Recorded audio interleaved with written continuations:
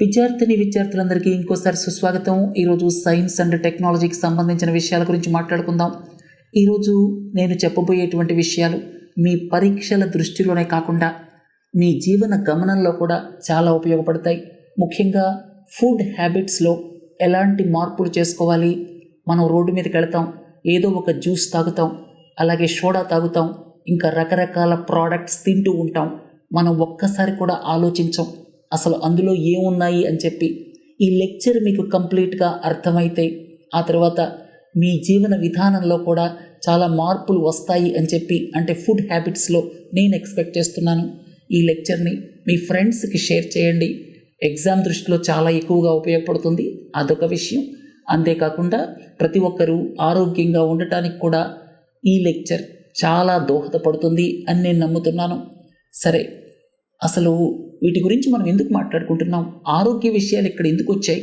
ఎందుకంటే ఈ మధ్య మీరు వినే ఉంటారు, సెరిలాక్ బేబీ ఫుడ్ వార్తల్లోకి వచ్చింది.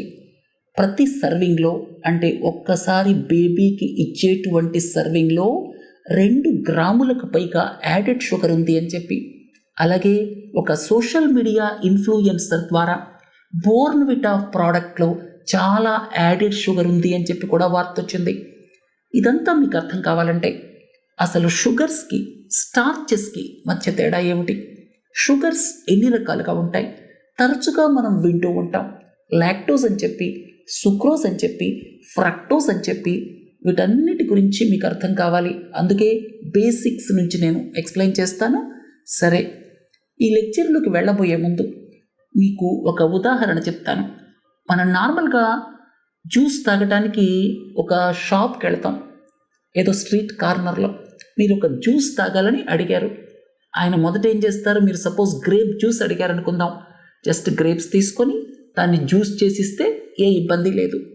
ఒక 2-3 స్పూన్లు, టీ స్పూన్స్ 2 ఉంటాయి కదా, అవి తీసుకొని ముందు పంచదార వేసేస్తారు. చాలా ఫాస్ట్గా వేసేస్తారు. 2-3 స్పూన్లు వేసేసి తర్వాత ద్రాక్ష వేసేసి తిప్పేసి మీకు ఇస్తారు. చాలా తీయగా ఉంటుంది, చక్కగా తాగుతాం. ఒకటి తాగిన తర్వాత ఇంకోటి కూడా తాగాలనిపిస్తుంది. అంటే మీకు ఏమి యాడ్ చేశారు, ఇక్కడ సుక్రోజ్ యాడ్ చేశారు. అంటే అది టేబుల్ షుగర్, మనం ఇంట్లో టీ కాఫీల్లో వేసుకుంటాం కదా, సో అలాంటి షుగర్ని యాడ్ చేశారు. అలాగే మీరు సోడా తాగుతారు, చాలా రుచిగా ఉంటుంది.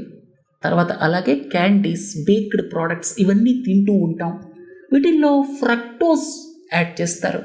ఫ్రక్టోజ్ చాలా డేంజరస్, ఎందుకంటే అది డైరెక్ట్గా లివర్కి వెళ్తుంది. కొన్ని సందర్భాల్లో ఫ్యాటీ లివర్ డిసీజ్కి దారితీయచ్చు. సో అందుకని మనం తినేటువంటి ఆహార పదార్థాలు ఏమిటి అని ఆలోచించాల్సిన అవసరం ఉంది. సరే, ఈ లెక్చర్లో మీకు సెరిలాక్ అలాగే బోర్న్విటాకి సంబంధించిన విషయాల గురించి ఎక్స్ప్లెయిన్ చేసే ముందు అసలు ఈ యాడెడ్ షుగర్స్ అర్థం కావాలంటే, ఈ స్టార్చెస్, షుగర్స్ వీటి గురించి తరచుగా మనం వింటూ ఉంటాం. స్టార్చ్ అంటే ఏమిటి, షుగర్స్ అంటే ఏమిటి? స్టార్చ్ అంటే ఏమిటంటే, మీరు ఈ బంగాళాదుంపలు, ఆలుగడ్డలు అంటాం కొన్ని ప్రాంతాల్లో, అలాగే వరి అన్నం, అలాగే మొక్కజొన్న, ఇవన్నీ కూడా స్టార్చెస్ అన్నమాట. స్టార్చెస్ అంటే ఇంకో రకంగా చెప్పుకోవాలంటే కాంప్లెక్స్ కార్బోహైడ్రేట్స్. కార్బోహైడ్రేట్ సింపుల్ సెన్స్లో చూస్తే, కార్బోహైడ్రేట్ అనగానే మీకు 3 గుర్తుకి రావాలి. ఒకటేంటంటే కార్బన్, ఒకటేమో హైడ్రోజన్, ఇంకోటి ఆక్సిజన్. కార్బన్, హైడ్రోజన్, ఆక్సిజన్, కార్బోహైడ్రేట్లో ఈ 3 ఉంటాయన్నమాట. సరే, ఇంకొక పదం కూడా మీరు తరచుగా వింటూ ఉంటారు, హైడ్రోకార్బన్స్. అది డిఫరెంట్. మనం బ్యూటేన్, ప్రొపేన్ లాంటి వాటి గురించి మాట్లాడుకున్నాం కదా, ఎల్పిజి గురించి మాట్లాడుకున్నప్పుడు అవి హైడ్రోకార్బన్స్. అక్కడ సిహెచ్ మాత్రమే ఉంటాయి, కార్బన్, హైడ్రోజన్ మాత్రమే ఉంటాయి. ఇవేమో కార్బోహైడ్రేట్స్. కార్బోహైడ్రేట్స్ అంటే ఇక్కడ సిహెచ్ఓ, ఆక్సిజన్ కూడా ఉంటుంది. ఇక్కడ మీరు గ్లూకోజ్ తీసుకున్నారనుకోండి, ఇది సింపుల్ కార్బోహైడ్రేట్, C6H12O6, ఇది సింపుల్ కార్బోహైడ్రేట్. గ్లూకోజ్ పౌడర్ తీసుకున్నారనుకోండి, అర్థమైంది కదా. తర్వాత అది షుగర్ కిందకు వస్తుంది. షుగర్లో ఏమేమి ఉన్నాయో నేను చెప్తాను. సరే, సింపుల్ కార్బోహైడ్రేట్ C6H12O6. ఆ తర్వాత మనం స్టార్చెస్ అనుకోండి, ఉదాహరణకి ఈ ఆలుగడ్డల్లో ఏముంది అని మీరు అడిగారనుకోండి, అలాగే మొక్కజొన్నల్లో ఏముందని అడిగితే అది కాంప్లెక్స్ కార్బోహైడ్రేట్. అంటే ఇలాంటివి చాలా చైన్స్ ఉంటాయి అన్నమాట. 300 నుంచి 500-600 దాకా ఇలాంటి గ్లూకోజ్ మాలిక్యూల్స్ అన్నీ ఒక కాంప్లెక్స్ చైన్ రూపంలో ఉంటాయన్నమాట. సో వాటిని ఏమంటామంటే స్టార్చెస్ అంటాం. సో స్టార్చెస్ అంటే మీరు ఒక సింపుల్గా చెప్పుకోవాలంటే కాంప్లెక్స్ కార్బోహైడ్రేట్స్ అంటే చాలా చైన్స్ లింక్ అయి ఉంటాయన్నమాట. అల్టిమేట్గా మనం తిన్నాం అనుకోండి, మొక్కజొన్నలు తింటాం, అలాగే మనం అన్నం వండుకొని తింటాం, గోధుమలు రొట్టెలు చేసుకొని తింటాం. ఇవన్నీ ఏమవుతాయి, ఫైనల్గా మన శరీరంలో గ్లూకోజ్గా కన్వర్ట్ అయిపోతాయి. అప్పుడు మనకి ఎనర్జీ వస్తుంది. అర్థమైంది కదా. ఒక్కొక్క ప్రోడక్ట్ తింటే గ్లూకోజ్గా కన్వర్ట్ అయ్యేటువంటి టైమింగ్ తేడా ఉంటుంది. ఉదాహరణకు మీరు మిల్లెట్స్ తిన్నారనుకోండి, రాగులు సజ్జలు అవి తిన్నారనుకోండి, వాటి మూలంగా ఏమవుతుందంటే కాస్త ఎక్కువ టైం పడుతుంది గ్లూకోజ్గా కన్వర్ట్ అవ్వడానికి. అందుకే మీకు రక్తంలో గ్లూకోజ్ శాతం మనం మిల్లెట్స్ తిన్నప్పుడు అంత తొందరగా పెరగదు. రైస్ తిన్నామనుకోండి, అన్నం తిన్నామనుకోండి, తొందరగా పెరిగిపోతుంది. అందుకే రైస్కి హై గ్లైసెమిక్ ఇండెక్స్ ఉంది అంటాం. అందుకే డయాబెటిక్ పేషెంట్స్ని రైస్ ఎక్కువ తినొద్దు అని చెప్తారు. సో అల్టిమేట్గా స్టార్చెస్ అంటే ఏమిటంటే మొక్కజొన్నలు, రైస్, వీట్, పొటాటో ఇలాంటివన్నీ స్టార్చెస్ అని చెప్పచ్చు. మనం తింటూ ఉంటాం, రెగ్యులర్గా మన ఫుడ్లో ఉంటూ ఉంటాయి. ఫ్రూట్స్ తింటాం, వెజిటబుల్స్ తింటాం, అలాగే ఇలాంటి సిరియల్స్ని తింటాం. ఇవన్నీ మీరు చూస్తే స్టార్చెస్కి ఉదాహరణలు అని చెప్పుకోవచ్చు. ఆ తర్వాత అవి గ్లూకోజ్గా కన్వర్ట్ అయిపోతాయి, అది వేరే సంగతి. మీరు ఉదాహరణకి మామిడికాయ తిన్నారనుకోండి, అది గ్లూకోజ్గా తొందరగా కన్వర్ట్ అయిపోతుంది. అలా కాకుండా మీరు మిల్లెట్స్ తిన్నారనుకోండి, గ్లూకోజ్గా కన్వర్ట్ అవడానికి టైం పడుతుంది. ఇట్లా రకరకాలుగా. అయితే ఫ్రూట్స్ తీసుకున్నారనుకోండి, వాటిల్లో షుగర్స్ ఎక్కువ ఉంటాయి. ఫ్రూట్స్ అనేటువంటిది కొన్ని రకాల ఫ్రూట్స్లో షుగర్స్ బాగా ఎక్కువ ఉంటాయి అన్నమాట. ఇవన్నీ న్యాచురల్ ప్రోడక్ట్స్, వీటి గురించి మీరు వర్రీ అవ్వాల్సిన పని లేదు. ఇవన్నీ న్యాచురల్ ప్రోడక్ట్స్, మీరు న్యాచురల్ ప్రోడక్ట్స్ తినచ్చు. అయితే ఇక్కడ సమస్యలా ఎక్కడొస్తుందంటే యాడెడ్ షుగర్స్తో వస్తుంది. దానికి వెళ్ళబోయే ముందు ఇంకాస్త ఈ స్లైడ్లో ఎక్స్ప్లెయిన్ చేసి మనం తర్వాత స్లైడ్కి వెళ్దాం. ఇక్కడ ఈ గ్లూకోజ్ ఏదైతే ఉందో అది సింపుల్ షుగర్కి ఎగ్జాంపుల్ అనమాట. C6H12O6. తర్వాత మీరు ఓవరాల్గా చూస్తే షుగర్స్ అనేటువంటివి సింపుల్ కార్బోహైడ్రేట్స్, స్టార్చెస్ అనేవి కాంప్లెక్స్ కార్బోహైడ్రేట్స్. షుగర్స్ ఏమో సింపుల్ కార్బోహైడ్రేట్స్, స్టార్చెస్ అనేవేమో కాంప్లెక్స్ కార్బోహైడ్రేట్స్. అల్టిమేట్గా మనం ఈ స్టార్చెస్ అంటే ఆలుగడ్డలు అలాగే ఇవన్నీ తిన్నామనుకోండి, అవి అల్టిమేట్గా గ్లూకోజ్గా కన్వర్ట్ అయిపోతాయి. మనం ఒకవేళ ఫ్రూట్ జ్యూస్ తాగామనుకోండి, అది తొందరగా గ్లూకోజ్గా కన్వర్ట్ అయిపోతుంది. అర్థమైంది కదా. ఎందుకంటే మీరు ఫ్రూట్ జ్యూస్ తాగినప్పుడు అందులో షుగర్స్ ఎక్కువ ఉంటాయి. మొక్కజొన్న కండి తిన్నారనుకోండి, అది స్టార్చ్, అది గ్లూకోజ్గా కన్వర్ట్ అవ్వడానికి చాలా టైం పడుతుంది అనమాట. ఎందుకంటే అది కాంప్లెక్స్ కార్బోహైడ్రేట్. సరే, ఇప్పుడు మనం ఈ షుగర్స్ గురించి మాట్లాడుకుందాం. మీ అందరికీ ఇప్పటిదాకా నేను షుగర్స్కి స్టార్చెస్కి మధ్య డిఫరెన్స్ చెప్పాను. స్టార్చెస్ కాంప్లెక్స్ కార్బోహైడ్రేట్స్, లేకపోతే ఈ చైన్స్ ఆఫ్ గ్లూకోజ్ మాలిక్యూల్స్ అని చెప్పచ్చు. ఆ చైన్ అలా పెరుక్కుంటూ పోతుంది, అవి కాంప్లెక్స్ కార్బోహైడ్రేట్స్ కిందకు వస్తాయి. అవి గ్లూకోజ్గా కన్వర్ట్ కావడానికి టైం పడుతుంది. ఒక్కొక్క ప్రోడక్ట్కి ఒక్కొక్క టైం పడుతుంది అని మనం నేర్చుకున్నాం. సరే, షుగర్స్ విషయానికి వద్దాం. షుగర్స్లో గ్లూకోజ్ అనేటువంటిది బేసిక్ ప్రోడక్ట్ అని మీకు చెప్పాను. మనం ఏది తిన్నా కూడా అల్టిమేట్గా అది గ్లూకోజ్గా కన్వర్ట్ అయిపోతుంది. తర్వాత ఫ్రక్టోస్, ఫ్రూట్ షుగర్ అంటాం దీన్ని. హనీ కానీ ఫ్రూట్స్లో కానీ పండినటువంటి పండ్లు అంటే బాగా పండి ఉన్నటువంటి పండ్లు ఏమైనా తిన్నారనుకోండి, వాటిల్లో ఎక్కువగా ఫ్రక్టోజ్ ఉంటుంది. అంతేకాకుండా బయట వేరు ప్రోడక్ట్స్లో మనం ఫ్రక్టోజ్ని తయారు చేస్తారు. అంటే ఫ్రక్టోజ్ మనకి న్యాచురల్గా వస్తుంది, అంతేకాకుండా బయట తయారు చేస్తారు కూడా ఫ్రక్టోజ్. తర్వాత ఇంకోటి ఏంటి, గెలాక్టోస్. ఒక బేబీ పుట్టగానే అమ్మ పాలు తాగటం మొదలు పెడతారు. తల్లి పాలల్లో ఏముంటుంది, గెలాక్టోస్ ఉంటుంది. సో అది అంత తీయగా ఉండదు. మీకు ఇదంతా ఎందుకు చెప్తున్నానంటే, బిడ్డ పుట్టిన తర్వాత తల్లిపాలు తాగటం మొదలుపెట్టినప్పుడు అందులో గెలాక్టోస్ ఉంటుంది కాబట్టి అంత తీయగా ఉండదు. అదే బేబీకి మనం 6 నెలలు దాటిన తర్వాత ఈ యొక్క సుక్రోస్ అంటే టేబుల్ షుగర్ కావచ్చు, లేకపోతే ఫ్రక్టోస్ ఆర్టిఫిషియల్గా తయారు చేసినటువంటి ఫ్రక్టోస్ కావచ్చు, ఇవన్నీ యాడ్ చేసావనుకోండి, ఆ బేబీకి స్వీట్ మీద ఎక్కువ క్రేవింగ్ ఉంటుందన్నమాట. అంటే ఏదైతే మనం బయట ఉన్నటువంటి ఈ టేబుల్ షుగర్ కానీ అలాగే ఫ్రక్టోస్ కానీ ఇచ్చామనుకోండి, న్యాచురల్ ఫ్రూట్స్ ఇస్తే ఇబ్బంది లేదు, న్యాచురల్ ఫ్రూట్స్ లాంటివి ఇస్తే ఇబ్బంది లేదు. కానీ మనం బయట ఏవైతే ఈ టేబుల్ షుగర్ లాంటిది కావచ్చు, బయట తయారు చేయబడినటువంటి ఫ్రక్టోస్ కావచ్చు, అవన్నీ యాడ్ చేసామనుకోండి, యాడ్ చేస్తేనే ప్రాబ్లం వస్తుంది. ఎందుకంటే అవి యాడ్ చేయటం వల్ల బేబీకి బాగా తీపి అలవాటైపోతుంది. దాంతో ఆ బేబీ ఎక్కువ స్వీట్స్ తినాలి, ఎక్కువ స్వీట్ రిలేటెడ్ ప్రోడక్ట్స్ తినాలి అన్నటువంటి క్రేవింగ్ పెరుగుతుంది. ఆ తర్వాతి కాలంలో ఏమవుతుందంటే ఒబెసిటీ వచ్చేటువంటి అవకాశం కూడా ఉంటుంది పెద్ద అయిన తర్వాత. అంతేకాకుండా స్వీట్ ప్రోడక్ట్స్ ఎక్కువగా తిన్నప్పుడు ప్యాంక్రియాస్ మీద ప్రెషర్ కూడా పెరుగుతుంది. ఎందుకంటే ప్యాంక్రియాస్ ఎక్కువ ఇన్సులిన్ ఉత్పత్తి చేయాలి. అందుకే ఈ అన్ని కారణాల మూలంగా వరల్డ్ హెల్త్ ఆర్గనైజేషన్ గైడ్లైన్స్ ఏంటంటే 3 సంవత్సరాలు వచ్చేదాకా మీరు యాడెడ్ షుగర్స్ వేయద్దు.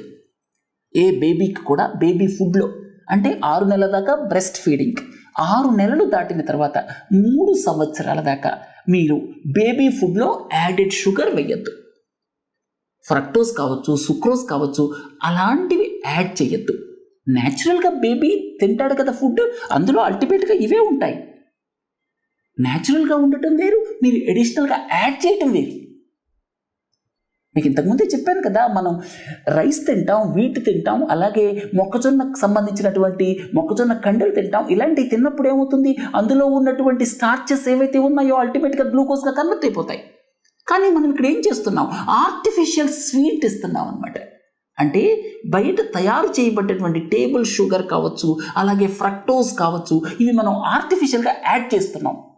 2-3 స్పూన్స్ మీరు బోర్నవిటా ఇచ్చేటప్పుడు చూడండి, బోర్నవిటాలో ఆల్రెడీ యాడెడ్ షుగర్ ఉంది.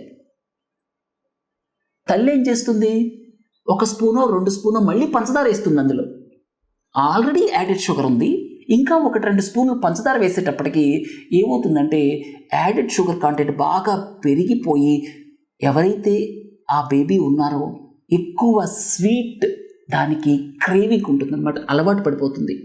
రాబోయే కాలంలో ఒబెసిటీ దారితీయచ్చు. అలాగే టైప్ 2 డయాబెటీస్ కూడా వచ్చే అవకాశం ఉంది. ఎక్కువ ఫ్రక్టోస్ వాడామనుకోండి, అప్పుడు ఫ్యాటీ లివర్ డిసీజ్ కూడా రాబోయే కాలంలో వచ్చేటువంటి అవకాశం ఉంది. అందుకే వరల్డ్ హెల్త్ ఆర్గనైజేషన్ ఏం చెప్తుందంటే 3 సంవత్సరాల దాకా యాడెడ్ షుగర్ ఇవ్వద్దు. తర్వాత 3 సంవత్సరాల తర్వాత ఎవరైతే పిల్లలు కావచ్చు, పెద్దవాళ్ళు కానీ ఉన్నారో వాళ్ళ ఫుడ్లో ఈ యాడెడ్ షుగర్స్ 10% దాటి ఉండకూడదు. యాడెడ్ షుగర్స్ 10% ఆఫ్ కార్బోహైడ్రేట్స్ దాటి ఉండకూడదు అనమాట. ఇట్లాంటి guidelines world health organisation ఇచ్చినప్పటికీ కూడా మన దేశంలో ఉన్నటువంటి FSSAI మాత్రం మీరు యాడెడ్ షుగర్ వేయకూడదు అని గైడ్ లైన్స్లో చెప్పలేదు. మీరు తీసుకునేటువంటి కార్బోహైడ్రేట్స్లో 20% దాటకూడదు యాడెడ్ షుగర్స్ అని మాత్రమే నిబంధన విధించింది. మన దేశంలో ఉన్నటువంటి guide lines lakhs guide lines అని చెప్పచ్చు. అయినప్పటికీ కూడా ఇతర దేశాల్లో యాడెడ్ షుగర్ లేకుండా అమ్మటం, మన దేశంలో యాడెడ్ షుగర్ వేయటం, అలాగే ఇథియోపియా లాంటి దేశాల్లో ఎక్కువ యాడెడ్ షుగర్ వేయటం, ఇది ఎంతవరకు సమంజసం? వాళ్ళ మీద కూడా రెస్పాన్సిబిలిటీ ఉంది కదా. సరే, ఇక్కడ ఒకసారి చూద్దాం. గ్లూకోజ్ అది బేసిక్ అనమాట. తర్వాత ఫ్రక్టోస్ ఇదేమో ఫ్రూట్ షుగర్, హనీ ఇలాంటి వాటిల్లో ఇది ఉంటుంది. తర్వాత గెలాక్టోస్ మీకు చెప్పాను, గెలాక్టోస్ అంటే మమ్మాల్స్ మిల్క్, మదర్ మిల్క్లో ఉంటుంది.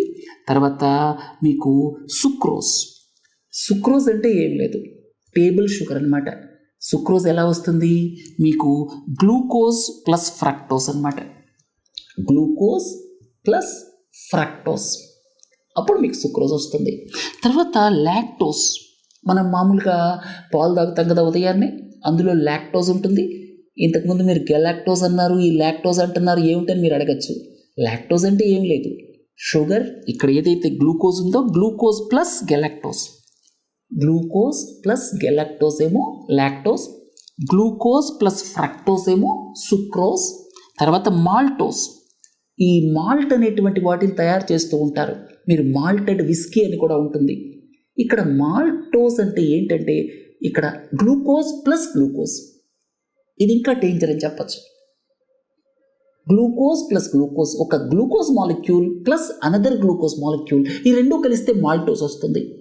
మాల్టింగ్ ప్రాసెస్ అంటే మీ అందరికీ తెలుసు, కొన్ని ప్రోడక్ట్స్ కూడా ఉంటాయి మాల్టో డెక్స్ట్రిన్ అని చెప్పి. అంటే ఈ వీట్ గోధుమలు లాంటివి తీసుకొని అవి స్ప్రౌటింగ్ వచ్చిన తర్వాత వాటిని రోస్టింగ్ చేసి ఆ తర్వాత ఒక ప్రాసెస్ ద్వారా ఈ మాల్ట్ని తయారు చేస్తారు. ఇక్కడ మాల్టోస్ అంటే గ్లూకోజ్ ప్లస్ గ్లూకోజ్, అంటే ఇది ఇంకా డేంజర్ అనమాట.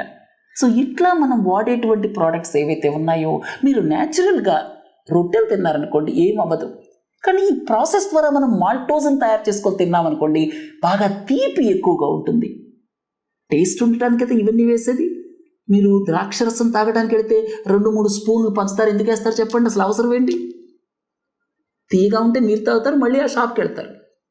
కేవలం ద్రాక్షరసమే ఇచ్చారనుకోండి మీరు మళ్ళీ వెళ్ళరు ఆ షాప్కి. ఇక్కడ నష్టం ఎవరికి జరుగుతుంది? ఎవరైతే తాగుతున్నారో వాళ్ళకి జరుగుతుంది. ఇంతకుముందే చెప్పాను కదా, ఉదాహరణకి 2000 క్యాలరీస్ అనుకోండి మనం ఒక డేలో తీసుకునేటువంటిది. వరల్డ్ హెల్త్ ఆర్గనైజేషన్స్ నిబంధనల ప్రకారం 200 క్యాలరీస్ ఏదైతే ఉందో అంతకు మించి యాడెడ్ షుగర్స్ ద్వారా రాకూడదు. 2000 క్యాలరీస్లో 200 క్యాలరీస్ యాడెడ్ షుగర్స్ ద్వారా 200 క్యాలరీస్ దాటి రాకూడదు. అప్పుడు ఏమవుతుందంటే బాడీలో వేరియస్ ఆర్గాన్స్ మీద ప్రెషర్ పడుతుంది. మీరు అడగచ్చు, 2000 క్యాలరీస్ నేను ప్రతిరోజు తీసుకుంటుంటే 1000 క్యాలరీస్ ఈ యాడెడ్ షుగర్ ద్వారానే తీసుకుంటాను అంటే ఇబ్బంది ఏంటంటే, మీరు యాడెడ్ షుగర్ తీసుకున్నారంటే అది సుక్రోజ్ అయి ఉంటుంది, లేకపోతే ఫ్రక్టోజ్ అయి ఉంటుంది. అంటే ఇమ్మీడియట్గా గ్లూకోజ్గా కన్వర్ట్ అయిపోతుంది. ప్యాంక్రియాస్ మీద చాలా ప్రెషర్ పడుతుంది. అంతేకాకుండా ఫ్రక్టోజ్ అయితే డైరెక్ట్గా లివర్కి వెళ్ళిపోతుంది. ఫ్యాటీ లివర్ డిసీజ్ రాబోయే కాలంలో రావచ్చు. సో అందుకని చాలా సమస్యలు వచ్చేటువంటి అవకాశం ఉందన్నమాట. అందుకే వరల్డ్ హెల్త్ ఆర్గనైజేషన్ పిల్లలకి యాడెడ్ షుగర్స్ వద్దు 3 సంవత్సరాల దాకా.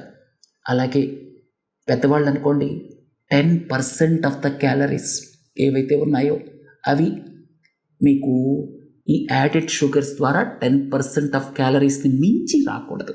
అయితే మన దేశంలో ఉన్నటువంటి గైడ్లైన్స్ చాలా ల్యాక్స్ అని చెప్పచ్చు.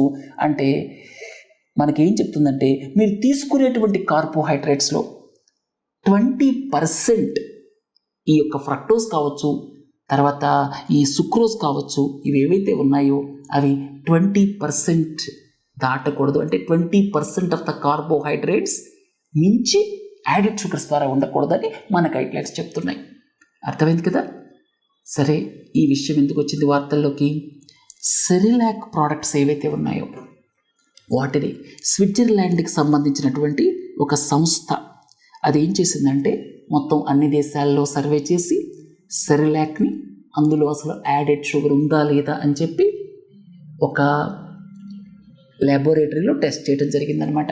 టెస్ట్ చేస్తే యునైటెడ్ కింగ్డమ్, జర్మనీ అంటే అడ్వాన్స్డ్ కంట్రీస్, అక్కడ స్టిప్యులేషన్స్ కూడా ఒప్పుకోవన్నమాట. అక్కడేమో యాడెడ్ షుగర్ వేయటం లేదు. ఇథియోపియాలోనేమో 5 గ్రాముల కంటే ఎక్కువ, అంటే ఒక్క సర్వింగ్లో ఒక బేబీకి చాలాసార్లు ఇస్తారు కదా సెరిలాక్, ఎన్నిసార్లు ఇస్తే అన్ని 5 గ్రాములు యాడెడ్ షుగర్ వెళ్ళిపోతుంది. మన దేశంలోనేమో 2 కంటే ఎక్కువ గ్రాములు అనమాట. అంటే దేశాన్ని బట్టి వీళ్ళు యాడెడ్ షుగర్ వేస్తున్నారు. వాళ్ళ మీద రెస్పాన్సిబిలిటీ లేదా? వాళ్ళు షెల్టర్ తీసుకుంటారు.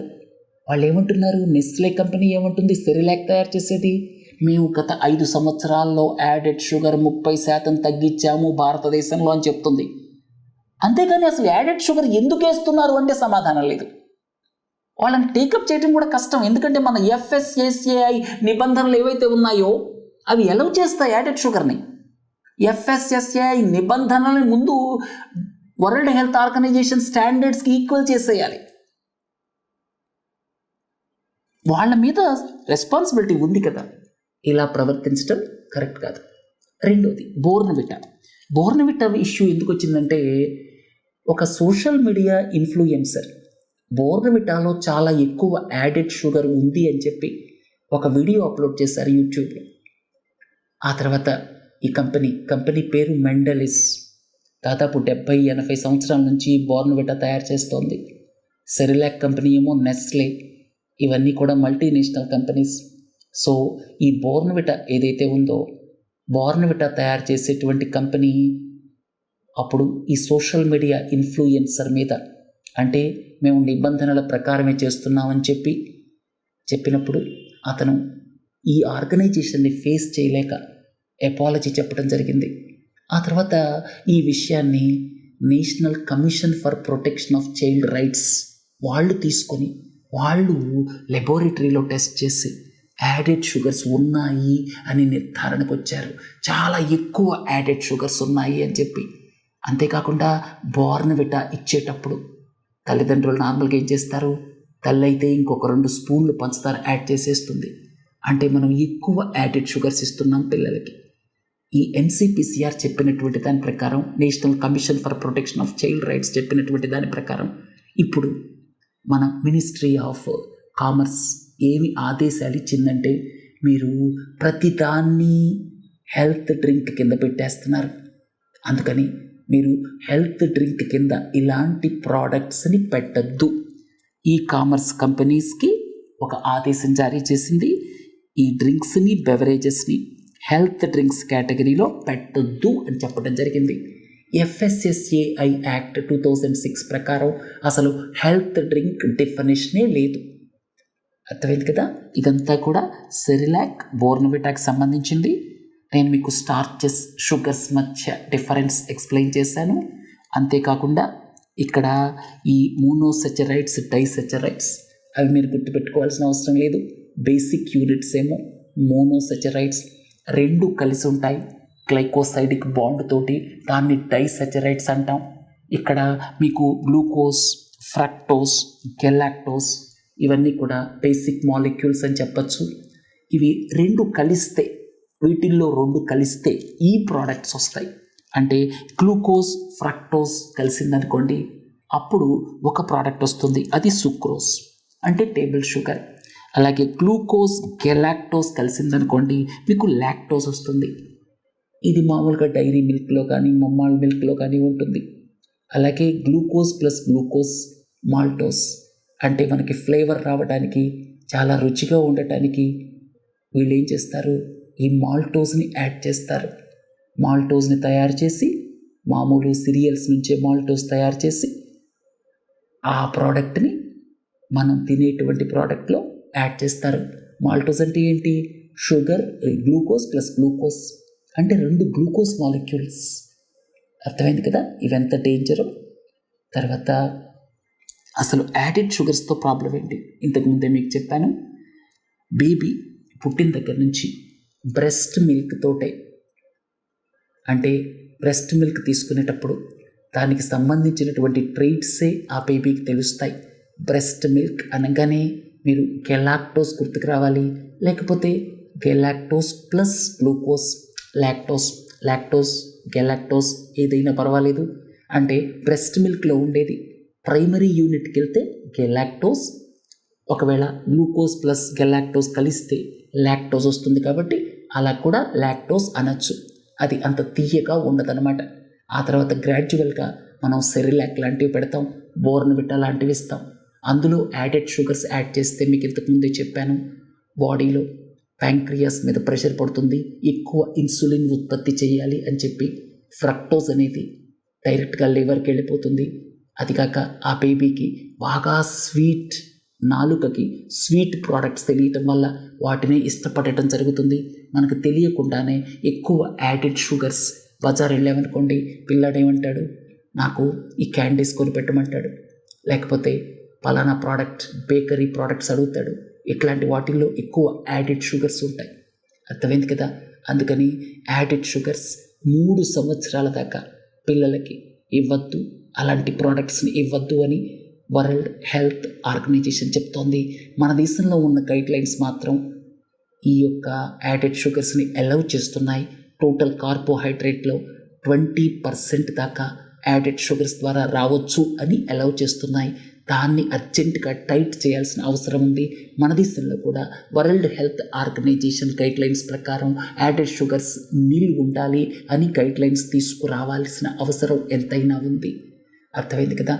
తర్వాత చివరి ప్రశ్న, స్పేస్, అవుటర్ స్పేస్. స్పేస్ అంటే పర్ఫెక్ట్ వాక్యూమ్ అనమాట. అంటే అక్కడ ఏ రకమైన మ్యాటర్ ఉండదు. లో ప్రెషర్, వెరీ లో ప్రెషర్ ఉంటుంది. అక్కడ ఈ మాలిక్యూల్స్, ఎయిర్ మాలిక్యూల్స్ చాలా దూరంగా ఉంటాయి కాబట్టి మాట్లాడింది వినపడదు. అంటే అక్కడ సౌండ్ అనేటువంటిది ట్రాన్స్మిట్ అవ్వదనమాట. తర్వాత మనం తరచుగా ఔటర్ స్పేస్ అని మాట్లాడుతూ ఉంటాం. 100 కిలోమీటర్లు దాటితే దాన్ని ఔటర్ స్పేస్ అంటారు. 100 కిలోమీటర్స్ దగ్గర ఉన్నది ఈ కర్మన్ లైన్, అది దాటి వెళితే ఔటర్ స్పేస్ అంటారు. ఇవి ఎందుకు వచ్చాయి ఈ మధ్య వార్తల్లోకి? ఈ ఔటర్ స్పేస్ ట్రీటీ ఉంది, అలాగే కొన్ని ఎక్స్పెరిమెంట్స్ ఔటర్ స్పేస్లోకి వెళ్ళటం, కొన్ని అట్మాస్ఫియర్లోనే ఉండటం, అంటే టెక్నాలజీ డిమాన్స్ట్రేటర్ ఎక్స్పెరిమెంట్స్ ఏవైతే ఉన్నాయో వాటిని కొన్నిటిని ఔటర్ స్పేస్, అలాగే కొన్నిటిని 100 కిలోమీటర్స్ లోపలే ఎండ్ చేయటం, ఇలాంటి వాటి మూలంగా ఈ పదాలు వార్తల్లోకి వచ్చాయి. తర్వాత ఇంకోటి ఏంటంటే, మీకు 100 కిలోమీటర్లు దాటి మీరు పైకి వెళ్ళారనుకోండి, అక్కడ ఎయిర్ కానీ లేకపోతే లైట్ స్కాటర్ అవ్వడానికి కావాల్సిన అట్మాస్ఫియర్ కానీ బాగా తక్కువ ఉంటుంది. ఇప్పుడు మనకి ఆకాశం బ్లూగా కనపడుతుంది. ఎందుకని? స్కాటరింగ్ ఆఫ్ లైట్ మూలంగా అనమాట. అదే మీరు 100 కిలోమీటర్లు దాటి వెళితే అక్కడ అట్మాస్ఫియర్ తక్కువ ఉంటుంది. లైట్ పార్టికల్స్ స్కాటర్ అవ్వడానికి అక్కడ అట్మాస్ఫియర్ తక్కువ ఉంటుంది కాబట్టి అక్కడ మీకు నల్లగా కనిపించవచ్చు ఆకాశం. అర్థమైంది కదా? Space, outer space. ఈరోజు లెక్చర్లో నేను అతి ముఖ్యమైనటువంటి స్టార్చెస్, షుగర్స్, అలాగే యాడెడ్ షుగర్స్ ఇవన్నీ ఎక్స్ప్లెయిన్ చేశాను. అలాగే రేపు ఎకాలజీ అండ్ ఎన్విరాన్మెంట్లో ఇంకా చాలా ముఖ్యమైన విషయాలు మీకు ఎక్స్ప్లెయిన్ చేస్తాను. సరే, నమస్తే.